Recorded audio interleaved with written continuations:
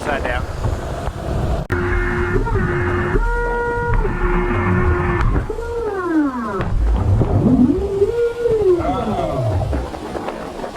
He's upside down.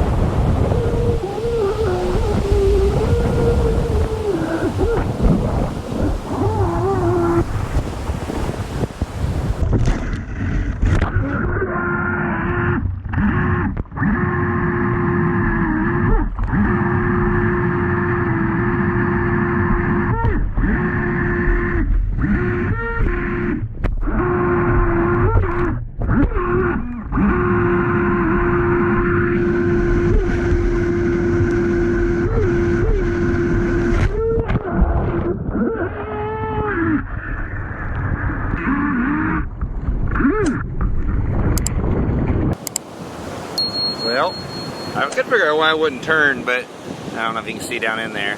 There are rocks stuck in the middle of that. And since I've got a clear fronted drive here, I can see there's a bunch of rocks stuck in this thing.